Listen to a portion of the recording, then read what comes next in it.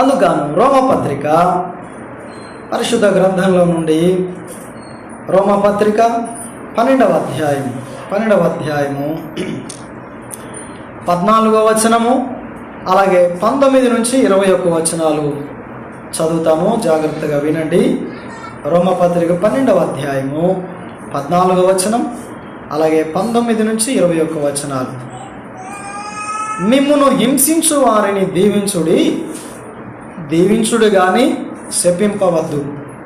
19వ వచనం. ప్రియులారా, మీకు మీరే పగ తీర్చుకొనక దేవుని ఉగ్రతకు చోటియుడి, పగ తీర్చుట నా పని, నేనే ప్రతిఫలమునిత్తును అని ప్రభువు చెప్పుచున్నాడని వ్రాయబడి ఉన్నది. కాబట్టి నీ శత్రువు ఆకలి కొని ఉంటే అతనికి భోజనం పెట్టుము, దప్పిక కొని ఉంటే దాహమిమ్ము. అలాగు చేయుట వలన అతని తల మీద నిప్పులు కుప్పగా పోయేదువు. కీడు వలన జయింపబడక మేలు చేత కీడును జయించుము. చిన్న మాట ప్రార్థన చేద్దాం. దయగల తండ్రి, పరిశుద్ధుడైన మా ప్రభువా, సర్వాధికారివైన యేసయ్య, మీకు వందనాలు చెల్లిస్తున్నా. చదవబడిన లేఖన భాగంలో నుండి మీరే మాతో మాట్లాడండి. వినగల చెవులు, గ్రహించే మనసును, అనుసరించే మనస్సాక్షిని మీ బిడలమైన మాకు మీరు అనుగ్రహించుదురని మీ కృపగల హస్తాలకు మమ్మల్ని అప్పగించుకుంటూ మా ప్రభువును మా రక్షకుడునైన యేసు క్రీస్తు వారి శ్రేష్టమైన నామం పేరిట స్తోత్రములు చెల్లించి ప్రార్థించి వేడుచున్నాము తండ్రి. ఆమేన్. మంచిది. ప్రభునందు ప్రియులారా, మనం చదువుకున్నటువంటి వచన భాగాల్లో అంటే 9వ వచనం నుండి 21 వచనాల వరకు ప్రేమను గురించి, ప్రేమ కలిగి మనం జీవించాలి అనే విషయాన్ని చెప్తూ, ఒకటి విశ్వాసుల పట్ల ఎలాగూ ప్రేమ కలిగి జీవించాలి, రెండవది ప్రభువు పట్ల మనం ఎలాగున ప్రేమ కలిగి జీవించాలి, మూడవది మనలను ద్వేషించేవారు, మనకు శత్రువులుగా ఉన్నవాళ్ళు, వాళ్ళ పట్ల మనం ఎట్లాగా ప్రేమ చూపించాలి. ఈ విషయాలు చెప్పాడు పౌలు గారు. మనము ఈరోజు చదువుకున్న ఈ వచనాలు మనం గమనిస్తే మనల్ని ద్వేషించేవారు లేక మనకు శత్రువులుగా ఉన్నటువంటి వారి విషయంలో చూపవలసిన ప్రేమను గురించి 14వ వచనం మనం వచనాలుగా ఆలోచన చేద్దాం. మనకున్న సమయాన్ని బట్టి అవకాశం ఉంటే ముగిద్దాం ఈ వచనాలన్నీ, లేకుంటే కొంతవరకు ఆలోచన చేద్దాం. ప్రస్తుతం 14వ వచనాన్ని మనం చదువుకున్నాం. మిమ్మును హింసించు వారిని దీవించుడు గాని శపింపవద్దు అని చెప్పాడు. మనల్ని ఎవరు హింసిస్తారు? మనల్ని హింసించే వాళ్ళు ఎవరు చెప్పండి? అంతే కదా, శత్రువులు అంటే మనల్ని దూషించేవారు, మనమంటే ఇష్టం లేని వాళ్ళని కదా. మనమంటే ఇష్టం లేని వాళ్ళు మనల్ని బాధ పెడుతుంటారు, చీటికి మాటికి తిడుతుంటారు. ఇంకా చెప్పాలంటే కుక్క మీద, నక్క మీద, కాకి మీద పెట్టి కదా ఇలాగ చెప్పుకుంటాం కదా చాలా విషయాలు. మేమంటే అసలు గిట్టదండి, మా ఇంటి మీద కాకి వాళ్ళ ఇంటి మీద వాలితే అస్సలు కాకి ఇంక అయిపోయినట్టే. ఇలాగ చాలామంది కదా. అంటే మనల్ని ద్వేషించేవారు, మనల్ని దూషించేవాళ్ళు, మనలను శత్రువులుగా ఎంచుకునేవాళ్ళు, మనమంటే గిట్టని వాళ్ళు చాలామంది ఉంటారు. ఇప్పుడు మనమంటే అందరికీ ఇష్టం ఉండాలనేమి లేదు, మనల్ని అందరూ ప్రేమించరు. ఎంత మంచోడికైనా చెప్పండి, ఎంత మంచోడికైనా ఖచ్చితంగా శత్రువులు ఉంటారు కదా. నేను మంచోడిని కాబట్టి నాకెవ్వరు శత్రువులు ఉండరు అనుకుంటే అది అవివేకమే అవుతుంది. ఖచ్చితంగా ఎంత మంచివాడికైనా శత్రువులు ఉంటారు, గిట్టని వాళ్ళు ఉంటారు. అలాగే విశ్వాసులమైనటువంటి మనం ఈ లోకంలో, ఎందుకంటే ప్రభువు చెప్పాడు లోకం మిమ్మల్ని ఏం చేస్తుంది అన్నాడు, ఆయన ద్వేషిస్తుంది. మన విశ్వాసికి 3 శత్రువులని చెప్పుకున్నాము ఇంతకుముందు. ఒకటి లోకం, రెండవది సాతాను, మూడవది శరీరం. ఈ లోకమనబడిన శత్రువులో ఈ లోకంలో చాలామంది ఉన్నారు కదా. లోకమంటే మట్టి కాదోయ్, లోకమంటే మనుషులోయ్ అన్నారు. కాబట్టి లోకం అంటే మనుషులే మనకు శత్రువులుగా ఉంటారు. అంటే ప్రభువుని నమ్మని వాళ్ళు, ప్రభువుని ప్రేమించని వాళ్ళు, క్రీస్తుని వ్యతిరేకించే వాళ్ళందరూ కూడా విశ్వాసులమైనటువంటి మనకు, లేకపోతే మనలను శత్రువులుగానే వాళ్ళు ఎంచుకుంటూ ఉన్నారు. అట్లయితే వారి విషయంలో మన ప్రవర్తన ఎట్లా ఉండాలి, వారి పట్ల మనం ఎలా ఉండాలి అంటే ఇక్కడ చెప్పాడు, మిమ్మును హింసించేవారు. ఎవరు హింసించేవారు? యేసు ప్రభు చెప్పాడు, లోకము మిమ్మును ద్వేషిస్తుంది. లోకము మిమ్మును ద్వేషిస్తుంది కనుక, లోకం మిమ్ములను హింసిస్తుంది కనుక మీరు ఏం చేయాలి అని అంటే, మిమ్మును హింసించు వారిని మీరు దీవించండి అన్నాడు. వారిని మీరు శపించవద్దు, వారిని మళ్ళీ తిరిగి మీరు దూషించవద్దు. మరి ఏం చేయాలి? వారిని దీవించండి. ఇది సాధ్యమేనా? ఇది సాధ్యమేనా? వాళ్ళు ఒకటంటే నేనేమో తక్కువ తిన్నానా? నేను 10 అంటాను కదా, నేనేమైనా తక్కువ? లోకము తీరది కదా, లోకం తీరు ఒకటంటే 10 వడ్డిస్తారు కదా. కానీ విశ్వాసులుగా మరి మనం ఏం చేయాలి? మనల్ని హింస పెట్టేవాళ్ళు, మనం ద్వేషించే వాళ్ళని, మనల్ని దూషించే వాళ్ళని మనం ప్రేమించాలి. అది ప్రభు చెప్పు, శత్రువులను ప్రేమించుడి. ఎట్లా? హింసించే వారిని దీవించండి అని అంటున్నాడు. ఎందుకు అంటే అసలు క్రైస్తవ్యము అనేది ప్రేమ అనే పునాదుల మీద కట్టబడింది. క్రీస్తు లేక దేవుడు ప్రేమ అనే పునాదులు వేశాడు. ప్రేమ చేతని, దేవుడు ప్రేమ స్వరూపి. ఆయన లోకాన్ని ఎంతో ప్రేమించాడు. యోహాను సువార్త 3:16 లోకమును ఎంతో ప్రేమించాడు. నేను మిమ్మల్ని ప్రేమించాను అని యేసు ప్రభువు చెప్పాడు. మీరు కూడా అలాగనే ప్రేమించండి. ప్రేమ ప్రేమ ప్రేమ అనే పునాది. యేసు ప్రభు కూడా లేక ధర్మశాస్త్రం కూడా ఏం చెప్తుందంటే ప్రేమించడం కదా. ప్రేమ, ధర్మశాస్త్రం అంతా ప్రేమ. 10 ఆజ్ఞలలో ప్రేమ ఉంది. వాటిని 2 ఆజ్ఞలుగా ప్రభువు కుదించి చెప్పాడు. ఒకటి, నిన్ను వలె నీ పొరుగువానిని ప్రేమించు. రెండవది, నీ దేవుడైన యెహోవాను ప్రేమించు. దేవునిని ప్రేమించాలి, అలాగే పొరుగువానిని ప్రేమించాలి. క్రైస్తవ విశ్వాసులమైనటువంటి మనం ఈ గొప్ప భాగ్యానికి వారసులం, ధన్యులం. ఏంటంటే మనము మన తోటి వారి విషయంలో ప్రేమ కలిగి ఉండాలి. అదే సమయంలో శత్రువుల విషయంలో కూడా. యేసు ప్రభు మనకు చక్కని మాదిరి. ఆయనను కొట్టిన వాళ్ళని, ఆయన దూషించిన వాళ్ళని, సిలువ వేసిన వాళ్ళని ఏం చేశాడు ఆయన? నేను మళ్ళీ తెరువు లెగస్తాను, 3 రోజులు ఎంత చూస్తాను అన్నాడా? లేదు కదా. వారిని క్షమించాడు కదా. ప్రభువా, వీళ్ళు తెలియక చేస్తున్నారయ్యా తండ్రి, వీళ్ళు తెలియక చేస్తున్నారు, వీళ్ళు ఏం చేస్తున్నారు వీళ్ళకు తెలియడం లేదు, వీళ్ళను క్షమించు, కనికరించు. ఒకరోజు ఆయన అప్పగింపబడిన రాత్రి గెసెమనే తోటలో ఆయన పట్టుకోవడానికి సైనికులు వచ్చినప్పుడు పేతురు ఆవేశపడి కత్తి దూసి ఒక సైనికుని చెవి తెగ నరికాడు. ప్రభు ఆ చెవి తీసుకొని మళ్ళీ అతనికి అతికించాడు. అప్పుడు అన్నాడు, పేతురు, ఎందుకు అంత తొందరపడ్డావు? ఎందుకు నీవంత తొందరపడ్డావు? నేను గనక వేడుకుంటే నా తండ్రి 1000 సైన్యాన్ని నా కోసం పంపిస్తాడు, వీళ్ళందరినీ కానీ నేను అలాగే చేయనే. ఈ లోకానికి ప్రేమించడానికి వచ్చాను నేను అని ప్రభువు చెప్పాడు. ప్రియులారా, విశ్వాసులుగా మనల్ని ద్వేషించేవాళ్ళు, మనల్ని దూషించేవాళ్ళు, శత్రువులుగా ఉన్నవాళ్ళు, మనకు శత్రువులైనా కావచ్చు, మనం వాళ్ళకి శత్రువులమైనా కావచ్చు, ఏం చేయాలి? వాళ్ళని మనం ప్రేమించాలి. అన్న, ఇది మాత్రం కష్టం అంటారా? కష్టమా అని అనుకుంటే కష్టమే, కానీ ఇది సాధ్యం అనుకుంటే సాధ్యం.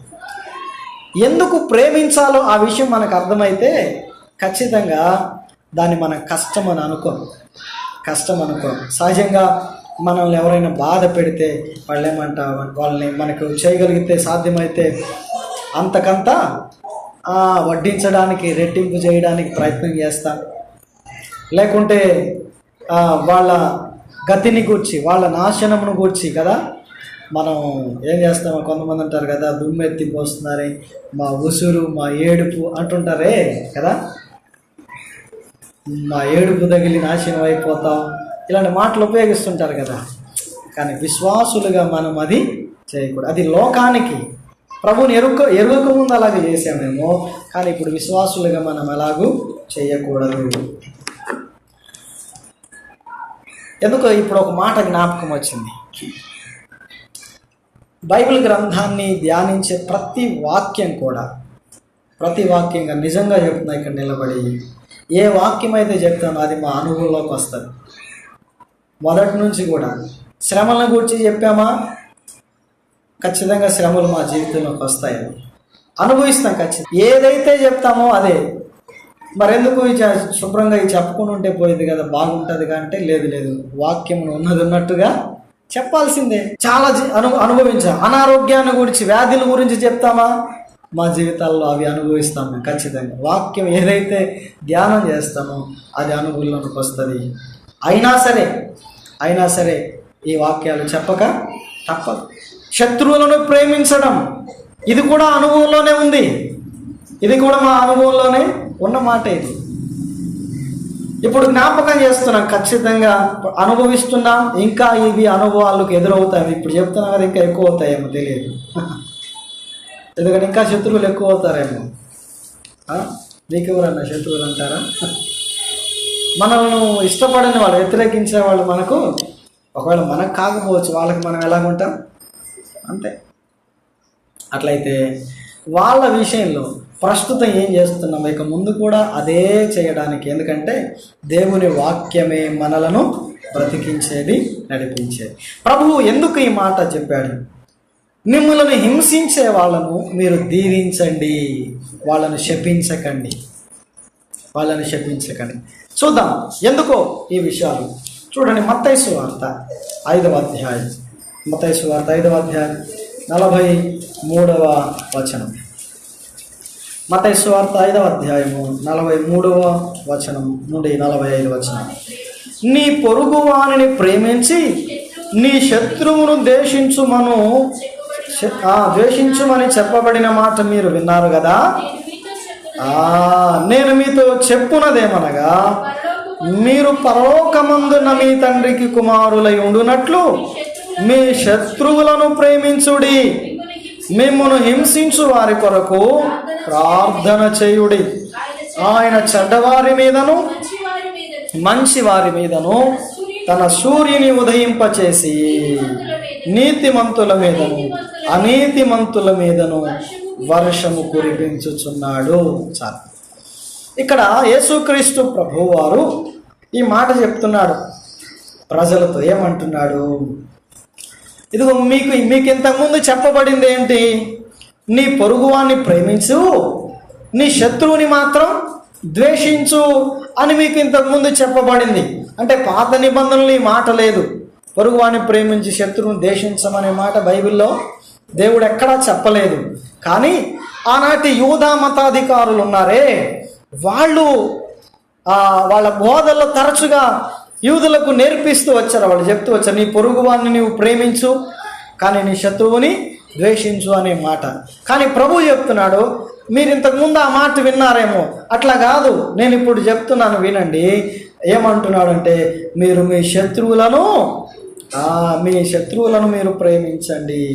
ఎందుకు అనంటే ఇప్పుడు 44వ వచనంలో చెప్పాడు. మీరు అలా విన్నారు కదా, నేను మీతో చెప్తున్నాను వినండి అంటూ, మీరు పరలోకమందున్న మీ తండ్రికి కుమారులై ఉండునట్లు మీ శత్రువులను ప్రేమించుడి. వినారా? శత్రువులను ఎందుకు ప్రేమించాలట? ఎందుకు ప్రేమించాలి? మనము దేవుని కుమారులం, దేవుని కుమార్తెలం అయి ఉన్నాము గనుక మనము శత్రువులను ప్రేమించాలి. మనం శత్రువులను ప్రేమించడాన్ని బట్టి కాదు, కానీ దేవుని పిల్లలమైనందుకు మనం ఏం చేయాలి? శత్రువులను కూడా ప్రేమించాలి. ఎందుకంటే అంటుంటారు కదా, సింహం పిల్ల ఏమవుతుంది తెలీదా? సింహం పిల్ల ఏమవుతుంది? సింహమే అవుతుంది కదా.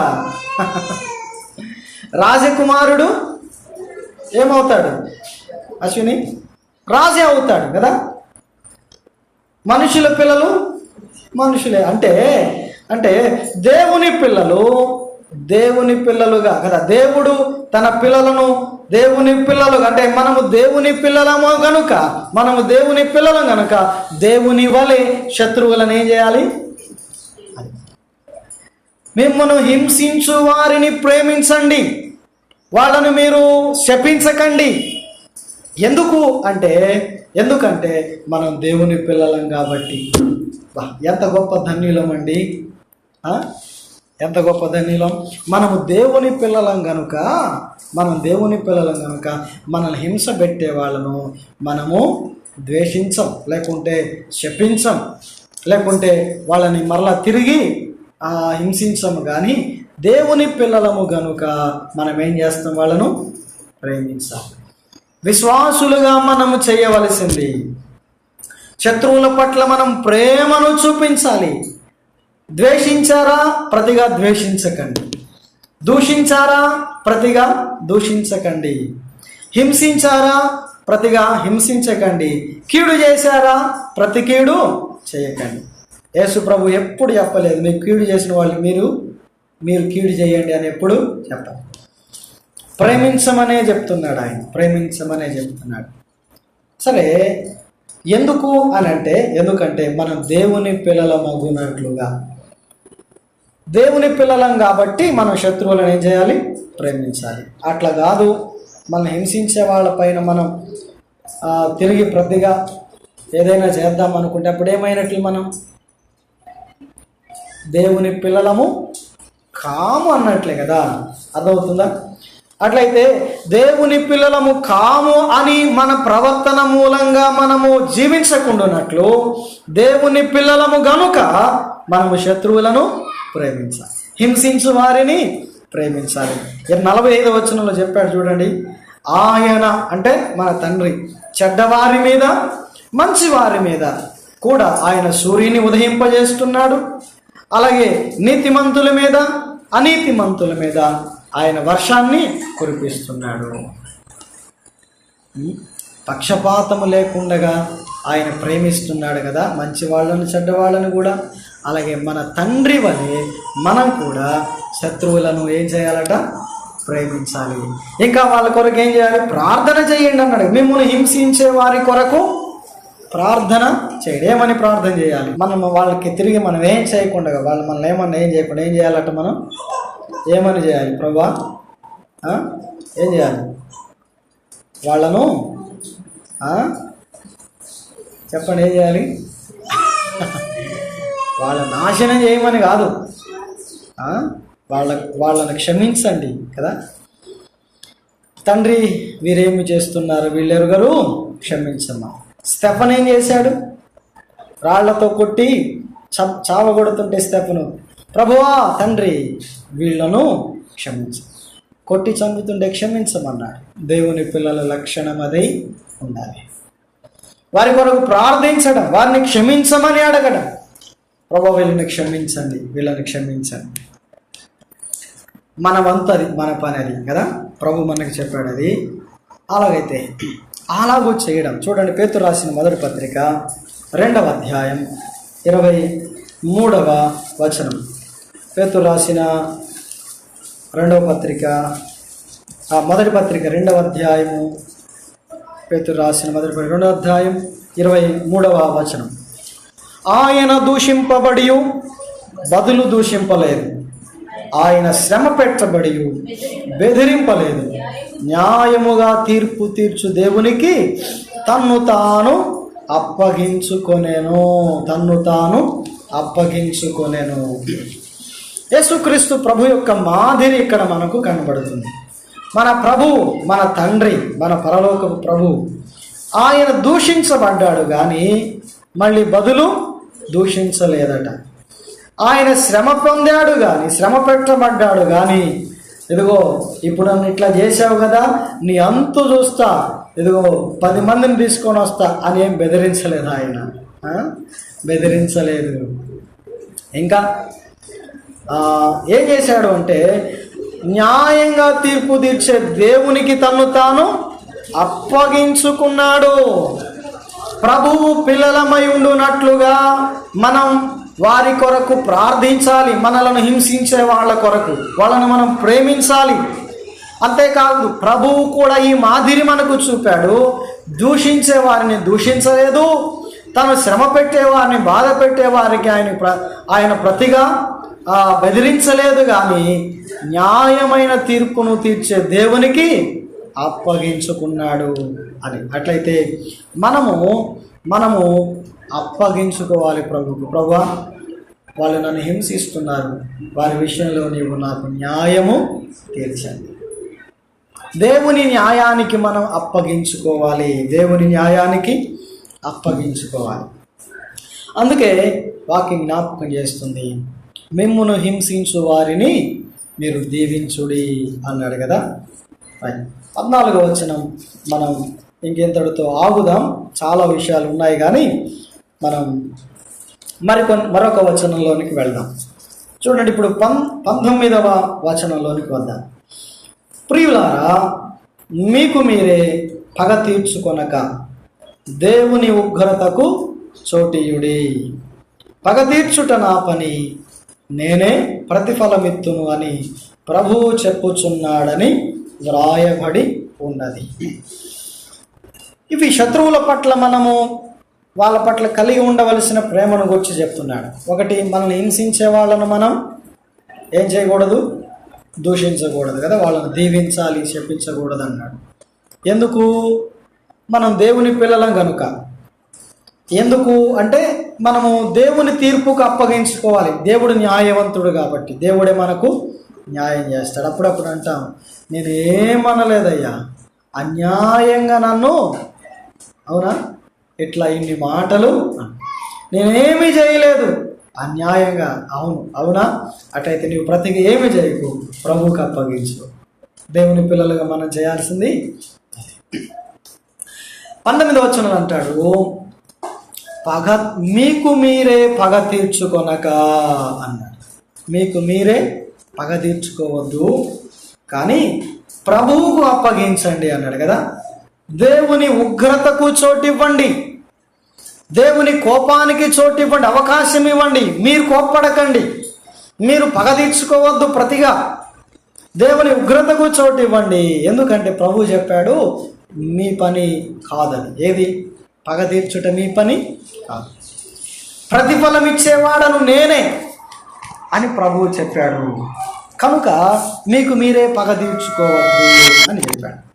దేవుని కోపానికి చోటు ఇవ్వాలి. ఇప్పుడు మనకు శత్రువులైన వాళ్ళు మనకు చాలా కీడు చేస్తారు, మనల్ని దూషిస్తారు, హింసిస్తారు, నష్టాన్ని కలుగు చేస్తారు.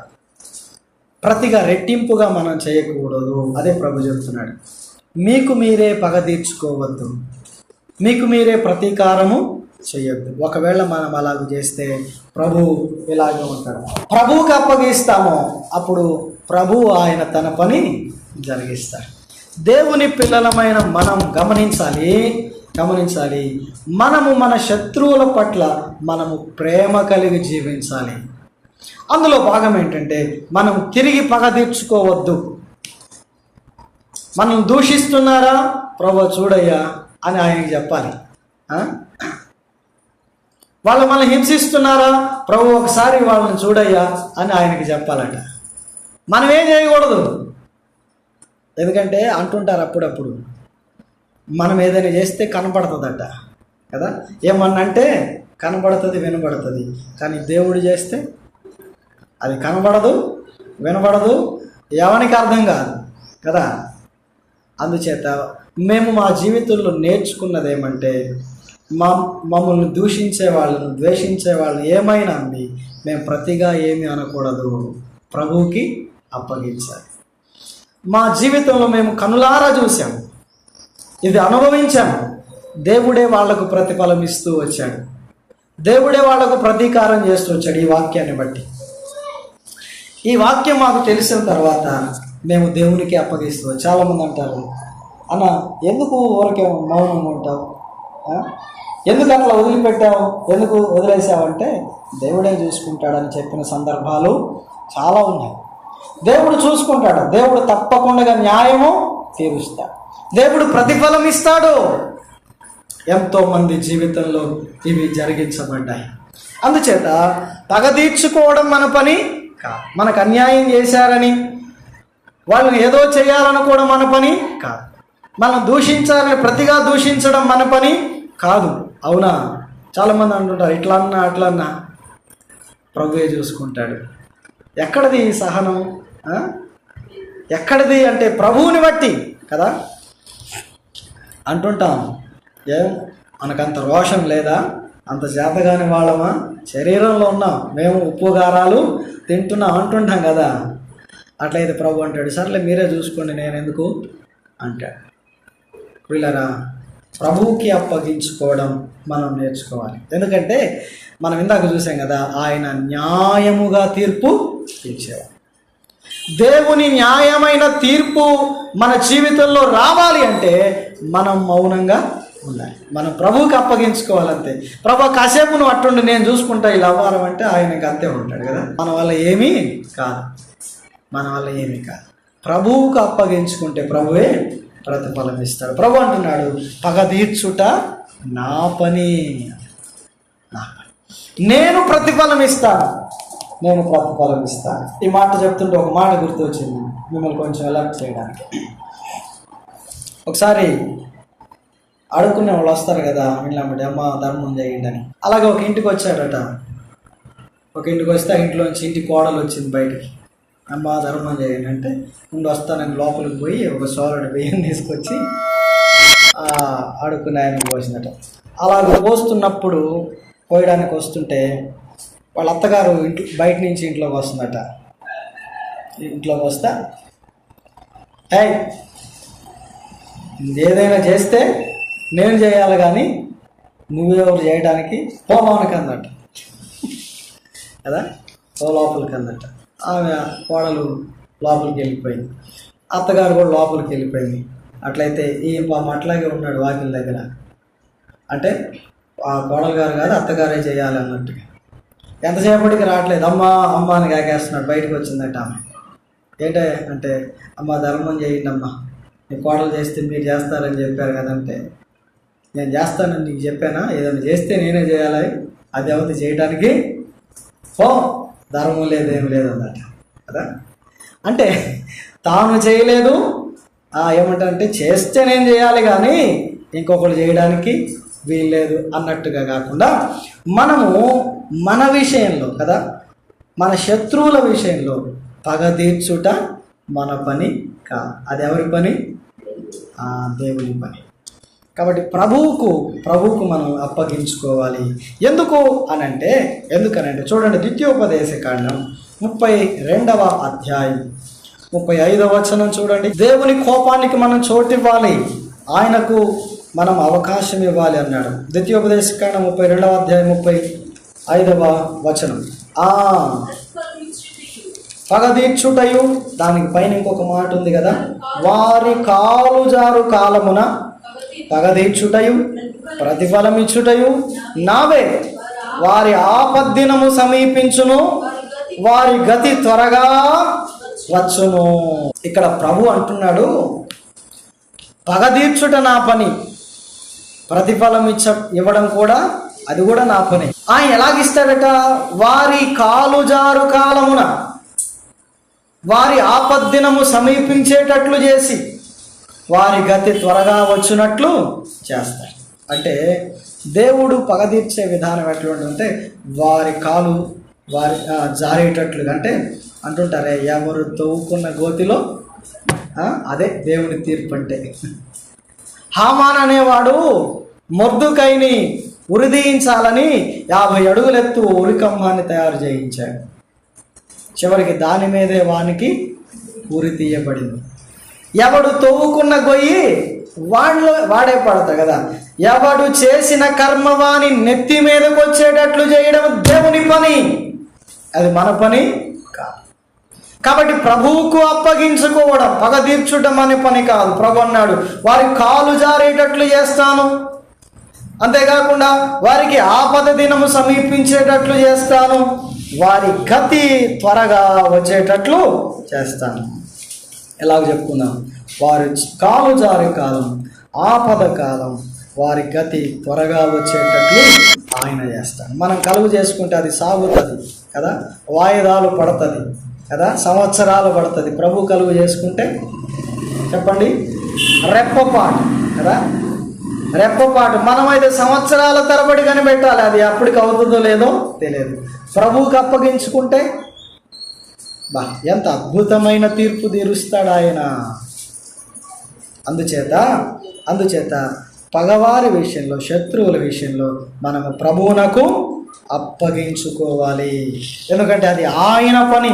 మరొక మాట చూద్దాం, చూడండి. హెబ్రీయులకు రాసిన పత్రిక 10వ అధ్యాయం వచనం 30-31 చూడండి. హెబ్రీ పత్రిక 10వ అధ్యాయము 30. పగదీర్చుట నా పని,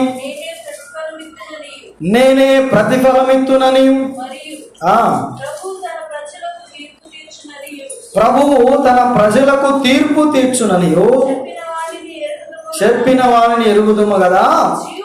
జీవము గల దేవుని చేతులు పడుట భయంకరము. పగ తీర్చుట నా పని, నేనే ప్రతిఫలమిత్తును అని ప్రభు తన ప్రజలతో చెప్తున్నాడు కదా. తీర్పు తీర్చుట నేనే అని ఆయన చెప్తున్నాడు కదా. ఇదిగో వినండి, ఆ జీవము గల దేవుని చేతిలో పడటం భయంకరం. అందుకనే మన ప్రతి సమస్యను మనము ప్రభువునకు అప్పగించుకోవాలి. ప్రభు అంటాడు, రండి మన వివాదం తీర్చుకుందాం. దేవుని చేతిలో పడుట భయంకరం. అందుచేత దేవుని చేతికి అప్పగించుకోవాలి. ప్రియులారా, ఇంకా చాలా విషయాలు ఉన్నాయి. ప్రభు చిత్తమైతే తర్వాత విషయాలు మనం ఆలోచన చేద్దాం. శత్రువుల పట్ల మనం చూపించవలసిన ప్రేమ, మనం వారి పట్ల ప్రేమ కలిగి ఉండాలి. మనం హింసించే వాళ్ళను ప్రతిగా హింసించక కదా, వాళ్ళను మనం దీవించాలి. ఎందుకు అంటే మనం దేవుని పిల్లలం కాబట్టి. ఎందుకు అనంటే ప్రభు తను కూడా ఆయన దూషించబడ్డాడు, తాను కూడా శ్రమ పెట్టబడ్డాడు. అయినా బదులు దూషించలేదు, బెదిరించలేదు, కానీ న్యాయమైన తీర్పు కొరకు దేవునికి అప్పగించుకున్నాడు. కాబట్టి దేవుడు తప్పకుండా న్యాయం చేస్తాడు కనుక దేవుని న్యాయస్థానంలోనికి మన సమస్యను తీసుకొని రావాలి. పగ తీర్చుకోవడం మన పని కాదు. ప్రభు ఒక్క అవకాశం ఇవ్వు నాకు పగ తీర్చుకోవడానికని మనం అడగడం కాదు, ప్రభువుకి అప్పగించే వారిగా, ప్రభు ఈ విషయంలో నీవే న్యాయం తీర్చుమని ప్రభువుకు మనము అప్పగించుకునే వారిగా ఉండాలి. ఎందుకంటే దేవుని చేతిలో పడడం అనేది భయంకరమైన విషయం. కాబట్టి ఈ విషయాలు మనకు అర్థమైతే మనం బయట పైకి ఎవరిని ఏమి ఎవరికి ప్రతిఫలం మనం చూపించాం. ఎందుకంటే మన ప్రతినిధి ఎవరు? మన ప్రతివాది ప్రభు. కాబట్టి సరే అనుకో, ఆయన ఉంటున్నాడులే అని చెప్పాలి కదా. వింటున్నాడు, ఆయన చూసుకుంటాడులే. నేనేమన్నా నిన్ను అనుకుంటా, తిడతావా తిట్టు, నేనేమి తిట్టాను నిన్ను. వింటున్నాడు ఒక ఆయన కదా, ఆయన చూస్తాడు. కాబట్టి ఈ సత్యం మనకు అర్థమైతే ఇంకెందుకంటే మనకు శత్రువుల పట్ల పగ, ద్వేషం కదా. మనం ప్రేమిస్తే పోలా కదా, ప్రభు చూసుకుంటాడు ఆ పని. తర్వాత విషయాలు ఇంకా ఉన్నాయి, వాటిని ప్రభు చిత్తాన్ని బట్టి మరొకసారి ఆలోచన చేద్దాం. ప్రభు ఈ తలంపులు దీవించునుగాక. ఈ వీడియో మీకు నచ్చినట్లయితే లైక్ చేయండి మరియు షేర్ చేయండి. సబ్స్క్రైబ్ చేయడం మాత్రం మర్చిపోకండి. సబ్స్క్రైబ్ బటన్ పక్కనే ఉన్నటువంటి గంట సింబల్ కూడా మీరు నొక్కండి. అప్పుడు మాత్రమే మేము అప్లోడ్ చేసే ప్రతి కొత్త వీడియో నోటిఫికేషన్ ద్వారా మీకు అందుతుంది. Thank you for watching.